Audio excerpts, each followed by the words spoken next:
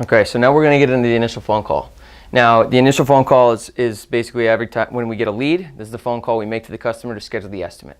All right, and the initial phone call is hugely important, and it makes a huge difference once you get to the estimate. So we're going to kind of go through, below we have the script for the initial call. This is the script that we basically follow word for word. I mean, this is like when we're working with our sales team, like we literally have them say it word for word.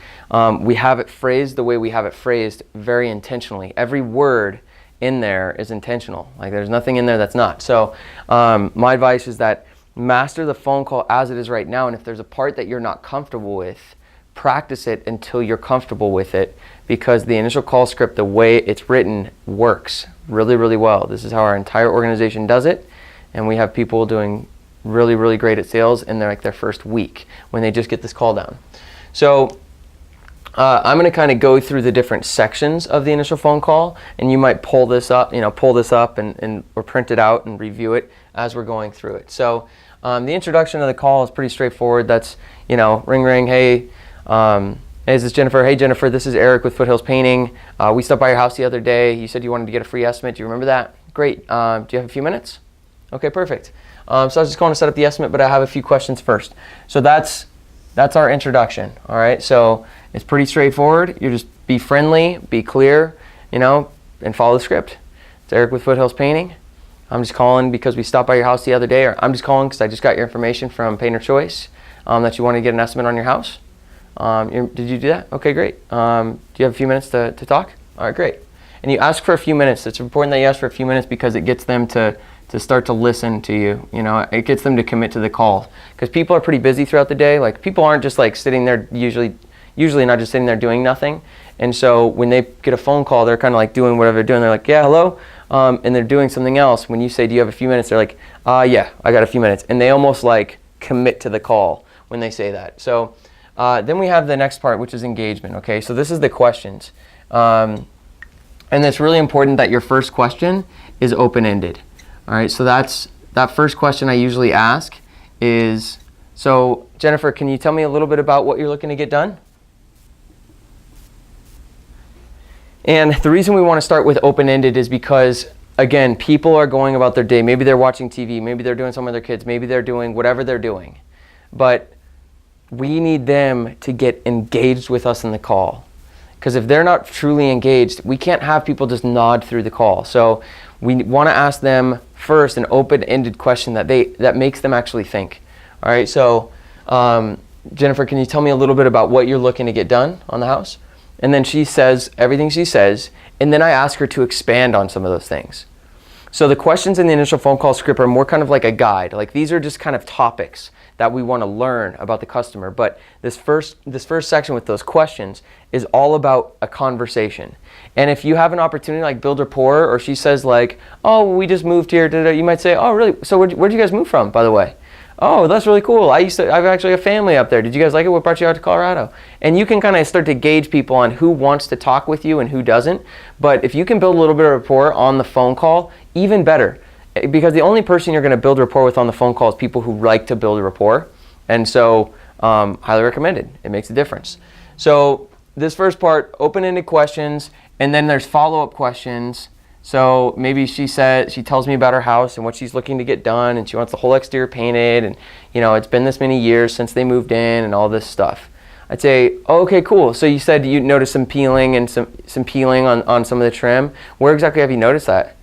Okay. And Jennifer, are there any boards that you've noticed are actually rotten that would need to be replaced? Okay, good. All right, great. Okay, cool. And then you said you wanted to change colors? Cool. Did you have any colors in mind yet? Okay, perfect. Well, when I come out, I'll go ahead and bring my color deck with me so we can start to look at colors and stuff. And do you guys have like a homeowners association? Okay, cool. So I can help you with that approval process as well. Sound good? Okay, cool. So basically, whole house, changing colors, just sounds like it kind of needs it. And then my last question, and this gets into the pre-close. So once we do this leads into the pre-close. My last question is, when were you guys hoping to get this done? And they say whatever they say. Now, the whole point here is basically work with my schedule and I'll save you money. Can you do that? Great. Then I can save you some money. This is kind of how it goes. So let's say right now, I'm filming this course and it's August. So we've got September, we've got basically late August through September is when we're trying to schedule our jobs for right now. Because the next 2 to 3 weeks are pretty booked. So we're looking late August to mid-September. So I'd say, hey, Jennifer, so when are you guys hoping to get this work done? She says, oh, just sometime in the fall, like just before it gets too cold. I say, okay, perfect. Well, right now, Jennifer, like I've got some spots available in my schedule, like late August and early September. So if you guys decided you wanted to work with me, would late August or early September work for you? Yeah, I think that would work. Okay, perfect, Jennifer. Since that really helps me out. So if you guys decide you paint with me and you paint in August, September, I'll actually save you some money off the job because that really helps my schedule out. Sound good? Sounds good. All right, great. So the reason we want to plant that is because we're ideally with this pre-close, we're always scheduling 4 to 6 weeks out. And we always want to be scheduling 4 to 6 weeks out. And that's ideally when we want to offer people a discount to work with us, because it takes 4 to 6 weeks to get a job ready between picking colors, approving the HOA process, and then getting the job actually scheduled. It takes about 4 to 6 weeks. So we're always trying to schedule. Typically, we're offering this discount to people 4 to 6 weeks out. If Jennifer said, well, we're trying to get this done in the first week of October, I would say, perfect. I've got a spot available in October. That's a spot we need to get filled. If you guys decide to paint with me and you're able to do it in that first week of October, I can save you some money on the job. So would that first week in October would work for you? Perfect. Well, I can save you a little bit of money then. That'll be great. And the reason we pre-close, which I'll talk about more in the pre-close section, but the reason we pre-close is so that they take the estimate seriously. We don't want them just getting an estimate. We want them deciding. And so we need to give them a reason to decide. And that's what the pre-close is for. So, okay, great. So now, Jennifer, I just want to run you through my estimate process. And then throughout this, you want to practice. Again, I'm going to come back to this a lot, but you want to practice this initial call. Because you can't be too wordy here or you'll lose people. So there's a couple things. So you need to get this concise. You need to practice it so you're concise. And you need to check in with them as you go. So that looks like, okay, Jennifer, so now I just want to tell you how I do my estimates. So I schedule them for about 15 to 20 minutes. I schedule them for about an hour to an hour and a half. And I only need you guys for like the first 15 to 20 minutes and the last 10 to 15 minutes of the estimate. Sound good? Okay, great. So for the first 20 minutes, I just want to sit down with you and run through warranties, kind of find out what you guys are looking for. We can talk colors, a couple things about the company, just some basic stuff to figure out what you guys need and want. And then after we've sat down for a few minutes, most importantly, I want to walk around the house with you so we can take a look at some of those problem areas you mentioned, like the trim you mentioned and that south side of the house that seems pretty bad. I want to go take a look at those things with you, and I'll let you know what I'd recommend, and I can also work up a bunch of different options for you. Okay? All right, great. So then once we've done that, I'm going to take about 15, 20 minutes or so on my own to actually get all my measurements and write everything up for you and all the different options we talked about. And then for the last 10 to 15 minutes, I'll come back inside and I'll run you through everything I came up with, answer any other questions you guys have, make sure I got you what you're looking for, and we can kind of see where you guys would like to go from there. Does that sound good? So you notice throughout, I'm checking in kind of like 2 or 3 times. And when you're doing this part, you really need to make sure you're really talking to them and you're not just going through a script. You've got to make sure that everything you're saying they're actually hearing, because we need to make sure we have that estimate process set up or it's going to be much harder to close.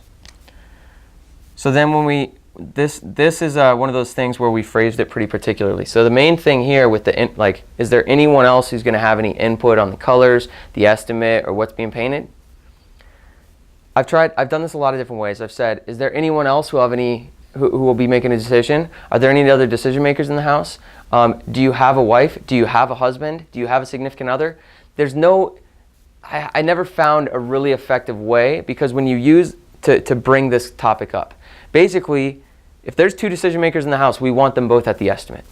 Because if just the wife is there, she's going to need to talk to the husband. If just the husband's there, he's going to need to talk to the wife.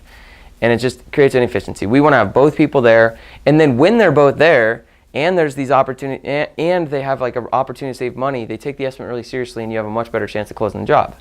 So The best way we found to approach this is with the word input. When you use the word decision, sometimes it puts up a guard for people when you use the word decision. So we say, okay, great, Jennifer. So is there anybody else who's going to have any input on the estimate, the colors, or what's being painted? The estimate, the colors, or what's being painted. Look, that covers whether it's a husband or a wife, right? The estimate, what's being painted. What the estimate's going to cover both of them. What's being painted is going to cover both of them. If you're talking to a husband, colors is going to be a thing, right? So that's how we get it. So almost every time I get an honest answer here. So I say, is there anyone else who has any input on the estimate, the colors, or what's being painted? And if they say no, but I know they have a significant other, totally cool. I just move on. Look, I gave them the option. I said, is there anyone else who has any input? They say, nope, no one else has any input. Maybe they're the only decision maker. Just don't push it too far with that. So you just want to say this, stick to the script on this. And then I say, okay, great. So, oh, your husband, Howard? Okay, so Jennifer, so I'd like to try to schedule a time where both you and Howard are available, just because, we're spending a lot of time. It's a really big investment, and I really want to make sure I'm getting you both exactly what you're looking for. So can we try to schedule a time where you guys are both available? And I like the word try, and I like the word available. Can we try to schedule a time where you're both available?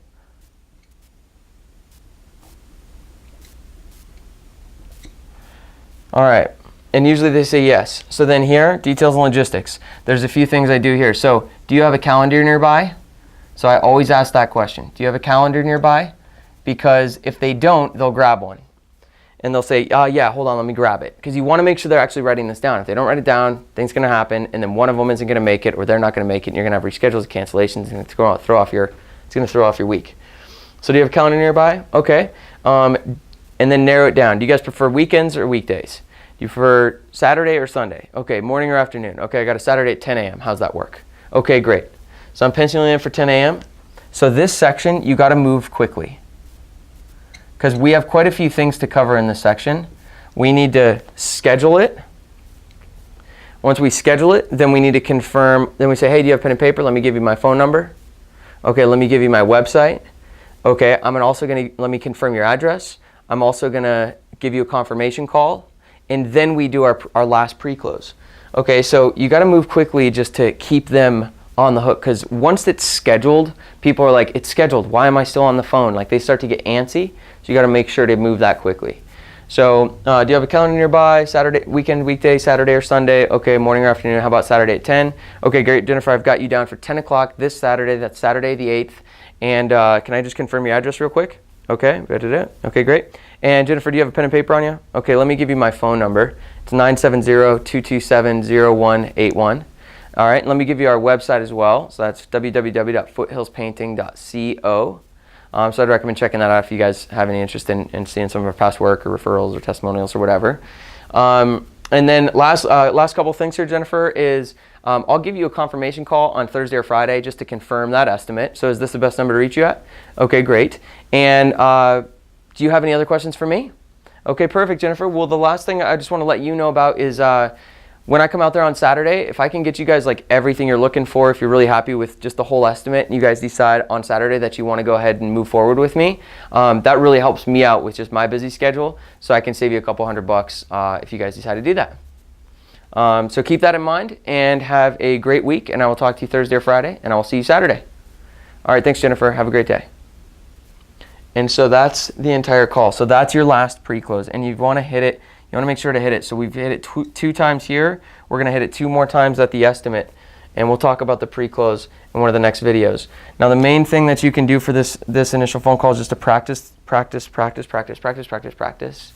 and practice with someone who's going to give you honest feedback.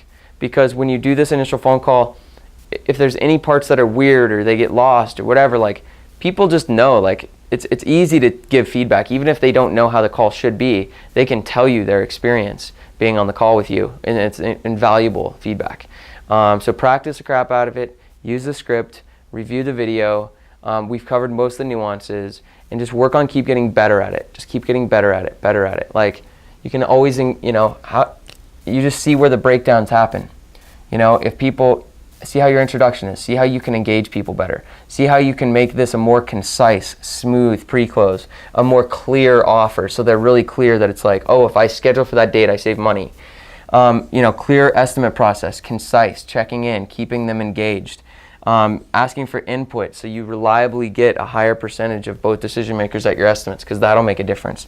Going through this thoroughly but quickly, and then doing a strong last pre-close to make sure that they're really prepared for the estimate. So practice it, practice it, practice it. Just the initial phone call can really set you apart from a lot of your competition.